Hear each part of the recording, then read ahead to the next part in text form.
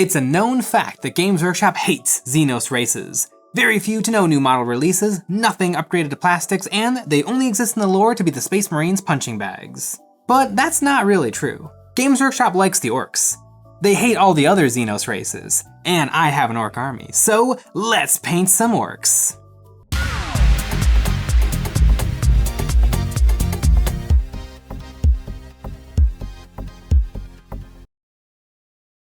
Hey guys, Jay here, welcome to Eons of Battle. With all the awesome new orc units out now, it's a pretty good time to be an orc player. But really, orcs have been pretty well taken care of by Games Workshop.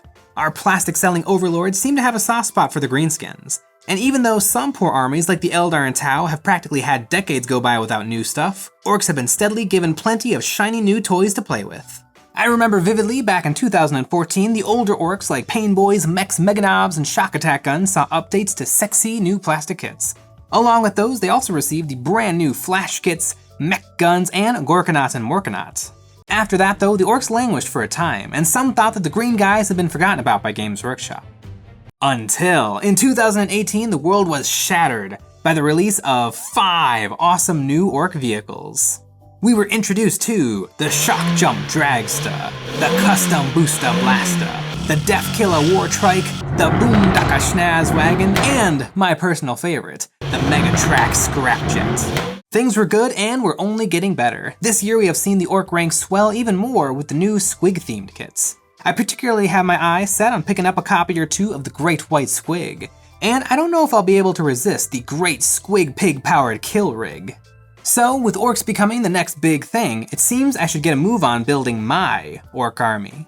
Now, I love my orcs. They are one of my favorite armies, but I never work on them. They are my smallest army behind my Space Marines, Necrons, and Genestealer cults.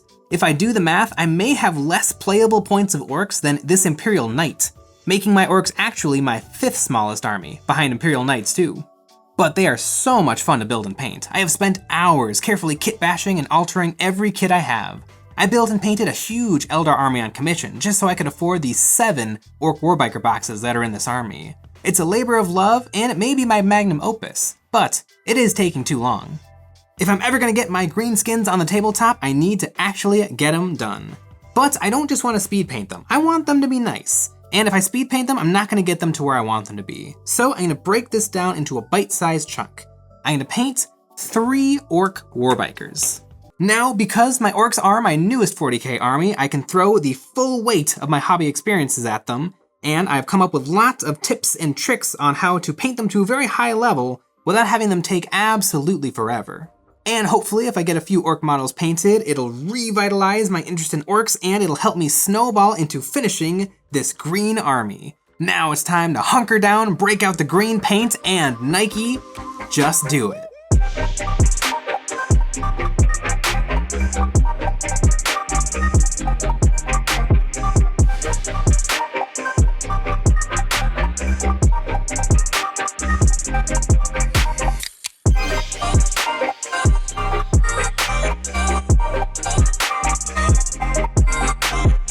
It's time to paint these orcs. And you might expect the first step to be a prime, but in this one instance, you would be incorrect.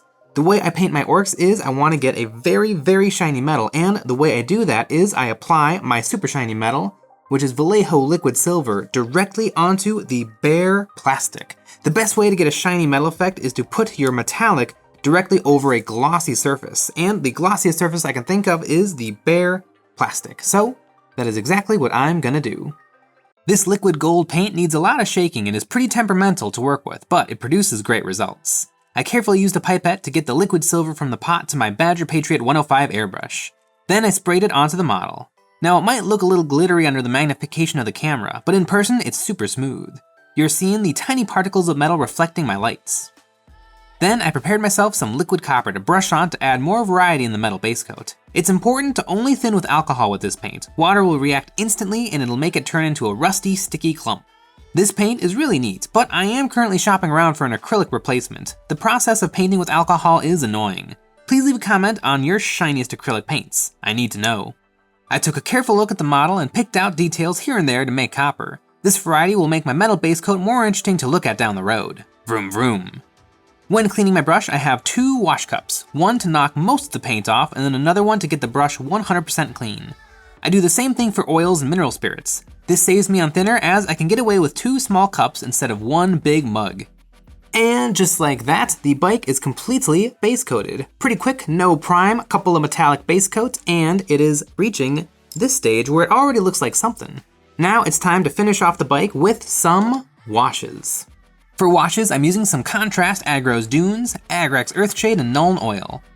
And I'm taking turns with these washes to give the bikers a mottled black-brown-yellow appearance. These bikes have been driving through the desert for a long time, and this will represent decades of grime. Then I set these aside to dry. These washes are heavy, and sometimes the hairdryer can cook thick pools of washes instead of drying them out. Then I finished the last details on the bikes, like these tires I carefully painted black. Working neatly and carefully, I finished up the tires. Getting the black paint on these wheels is not the easiest thing. There is a lot of orky armor to work around. And I could have built this in sub-assemblies. That would have made it a lot easier to reach the wheels. But I think that would have been the wrong choice for this project. I have 20 orc bikes, and if I had decided to work in sub-assemblies, like if I had had the riders separate, that would have turned this into 40 miniatures to keep track of. And then on top of that, if I had had each wheel as a sub-assembly, now we're talking about 80 little miniatures to keep track of. And that would just not have worked. So I think using a little bit of brush control was the right move for this project. Then I did a dry brushing of silver to make sure the metal still popped.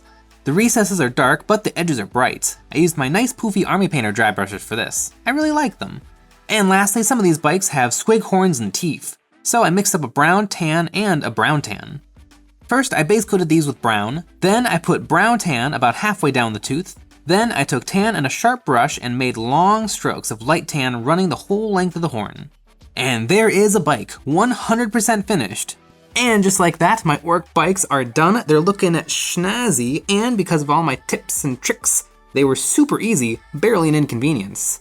But now I pay for that, because now I have to prime my orc boys by hand with a brush.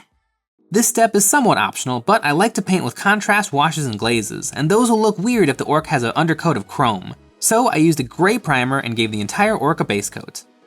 On the pants and boots, I used one of my favorite things, Contrast Black Templar. Love this paint. I use it on all the parts I don't care about, like pants and boots. This saves me time so I can work on the more fun things. It's time to paint my orc riders, and I do a very special thing with my orcs. For every single orc, I paint them with a brand new skin recipe. Now I have quite a few different colors of green, and every time I'm gonna paint an orc, I pick one at random to be my base color and one to be my highlight color. And I can even alter these colors further by adding white, black, or brown. I feel like this gives a really cool look when all of my orcs are together because they're all uniformly green, but every single orc is a slightly different shade of green. So what green will this orc be? I suppose it'll be this one and this one. I plopped some down on my palette and I made all my transitions. My darkest greens mixed with a little bit of black paint all the way up to my lightest light greens mixed with a little bit of white paint. I started off with a base coat of dark green. This will be the foundation I build my highlights off of. Then I highlighted every muscle with every color. Working from darkest to lightest, my patches of paint got smaller and smaller so that more of my previous layers were left showing. I enjoy the highlighting process and it really lets me get to know my green paints, like this army painter green that I'm using now, which I don't like. It's a little too thick and glossy for my taste, but it gets the job done. That is 1 orc down, 2 to go. On these I did all the same steps, and working one at a time keeps me motivated as I get 3 little victories instead of 1. And I love painting, it's my favorite part, but this might look like madness to you, highlighting every single muscle. I don't begrudge anyone who paints green and then washes it and calls it a day. With my skin complete, it was time for the mouth. I painted these with a dark beige red, transitioning from the mouth and lips. I feel like this makes them look more realistic to have a little bit of pink on their skin. I picked out the teeth with some off-white, then it was time for a wash. Blep, I globbed on some more Agrax Earthshade on the mouth of each orc. I have painted the bikes and I painted the orcs, so I am so close, and yet so far from being done. Because I know all orc players can relate to this, I now have to paint every patch, leather, wrap, bandage, armor, chain, eyeglass, nose ring, earring, every single orc is covered in little individual decorations, and so now I have to pick all of those out. I gave each orc a few once-overs, finding every little detail that the designers were kind enough to add. One of the more interesting details were these eyeglasses, which I painted with a bright blue and then a little dots of lighter sky blue. And on this guy's oil can, I painted it a bright orange, then a wash with some Agrex Earthshade, and then I did a little sponging of black to make the paint look chipped, and then finally some metal, like the paint has completely worn through. I finished painting my orc bikers and they're looking great. It's time to put them on a base, and luckily my bases are already finished. I'm going to be using these bases, which these are the very first video that EonsOfBattle published after we came out of hibernation about a year ago.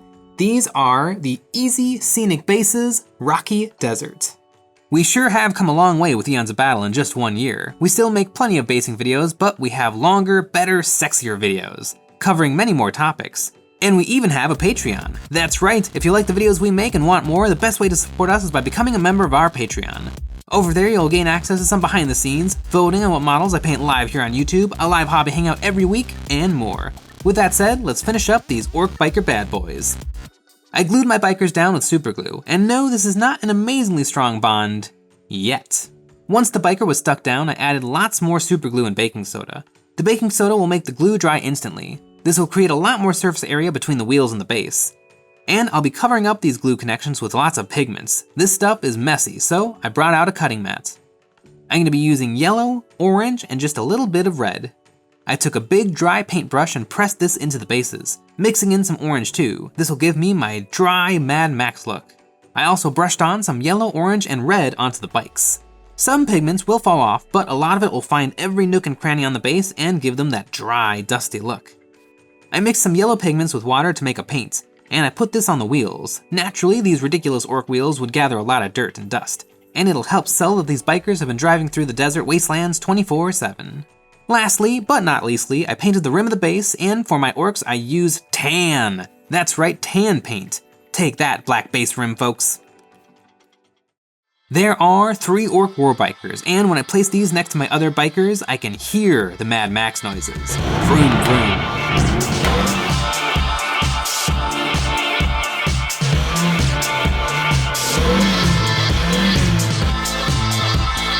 Not a bad little one-day project. It's interesting whenever I do some army painting because more often I do single models and I try really hard to make everything perfect.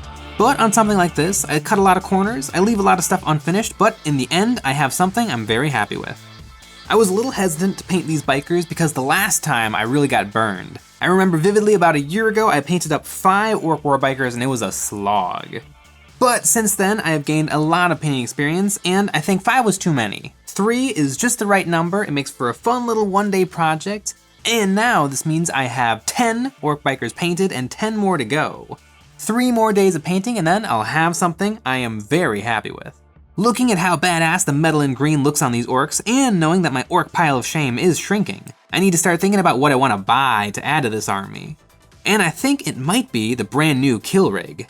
Initially, I was not stoked on this model. It was the least awesome of all the awesome new orc stuff, but I've taken another look and I think this model will become my biker orc centerpiece. First though, I have to get rid of this pig. Nothing against it, but my orcs believe in the engine, not the hog. Then I need to lift up this turret because I want to fill the space with the front of a battle wagon. Chop off the cabin, get rid of these sponsons. I can probably add them to something else. Then move it into place and bring the turrets back down, and it's almost perfect. But one last thing. Get out of here, weird boy. I want to add a flaming guitar orc, and that is my idea for the perfect orc centerpiece. But enough daydreaming. This week was a huge success. 3 more orc warbikers added to the army. And I love these models. They have some absolute girth. 20 of these rolling up the table is gonna take up a lot of real estate. And I have a big soft spot for the 75mm oval base. Who would have thought that I like having a lot of room for basing?